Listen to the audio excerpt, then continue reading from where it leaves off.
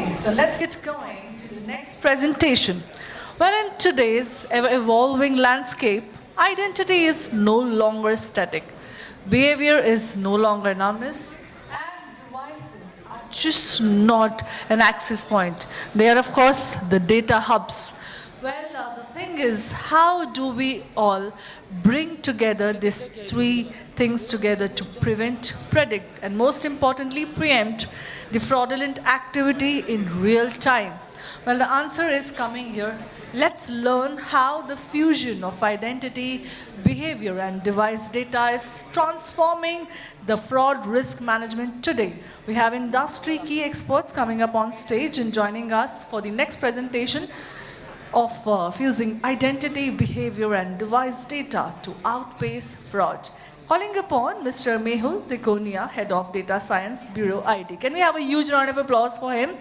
Joining him in this presentation is Abhishek Sharma, Seasoned Sales Leader, Bureau ID. Can we have a huge round of applause now that we have had a great amount of tea and coffee, right? Come on, let's bring in the energy in the room. Thank you. Over to you both.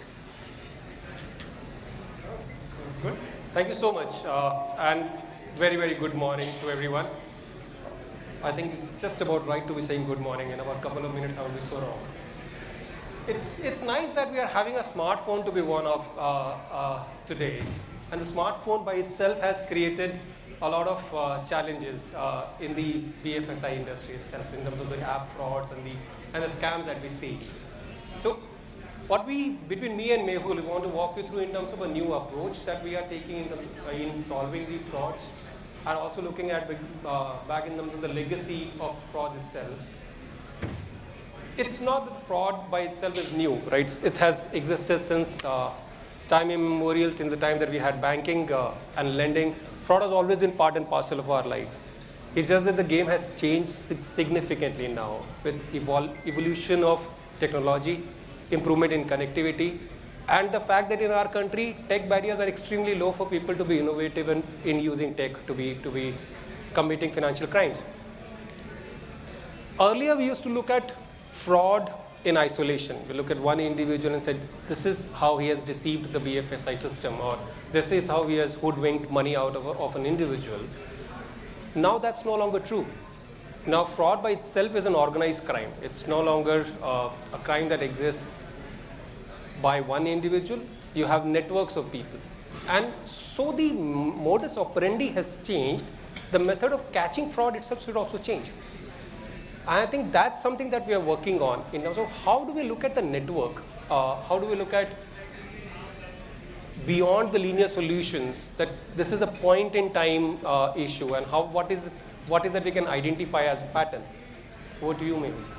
Yeah, so what we at Bureau have done, have combined all these point solutions into one holistic solutions to tackle fraud. So we have a kick-ass device intelligence solution. We have the industry-leading digital identity solution and identity verification solution. We link these together to create deep risk profiles, which help uncover fraud. And this is not just done at the time of the onboarding. It can be also done for existing customers. Beyond that, what we're also doing is like connecting the dots, connecting individuals to identities to their devices. And how it helps is that fraud doesn't occur in silos. It operates as syndicates. So what we're helping do is combine linking devices to people, to identities, and trying to understand like how these syndicates are working. So what you are presenting is like our 𝐒𝐮 solution. It is called the Graph Identity Network. We have at Bureau have processed over 1 billion identities, where we have verified phone numbers, where we have verified PI data, we have verified the devices. All these devices are often used by multiple users. For example, one device could be linked to multiple phone numbers. That could be overexposed. That phone number could be linked to some other email. That could have been used to open some account at some other place. So all these could be pointers of syndicated activity that we are trying to detect. So Mehul, what you're mentioning is that we have got so many identities connected, but we also get feedback data in terms of what is identified frauds, right? Do you really see in real life, there are stories that we heard about gangs operating out of New, Rohtak, my home state, Jharkhand, Jamtara, But do you see that the data tells the same story that is existing in the real world?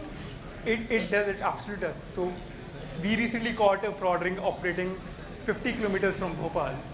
So they had initially procured a bunch of phone numbers, a bunch of devices. They were using it for lending fraud. What then happened is we saw the same phone numbers being used to open bank accounts. And they were clearly part of a mule network. So that does happen all the time. So there's a significant mobility in fraudsters itself. Yes, yes. So once they've or created synthetic identities, they keep shifting from one player to the other in terms of Absolutely. So here's a small little demo of what we have built. So we are searching for a single identity. We start with a phone number, for example. This is the real example that we saw from Madhya Pradesh, Bhopal, where we saw one phone number being used to create multiple accounts for lending use cases. All these lendings were verified, money was lent to, and then they went default after a month. Same set of identities we saw attached to a set of devices. These devices were linked to many other phone numbers, many other names were used, many other PANs were linked to it. All this was operating as a network. And we helped to catch it. Then the same set of phone numbers and devices were used to open bank accounts, which we flagged. So in case you are interested in exploring further, you can reach us at the email ID provided. Any questions that you might have at this point of time, we are really doing good on time, so we would be happy to take that up right now.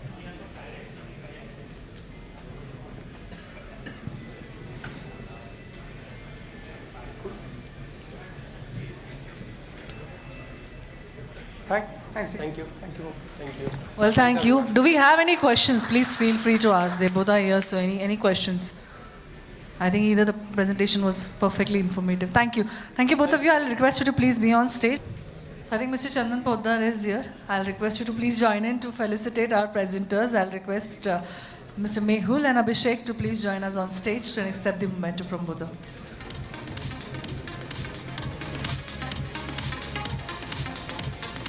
So thank you on a great presentation.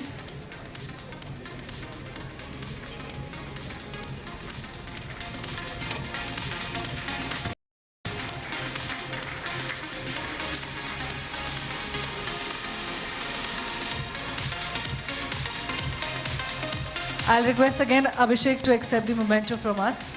And we have a huge round of applause for both of them.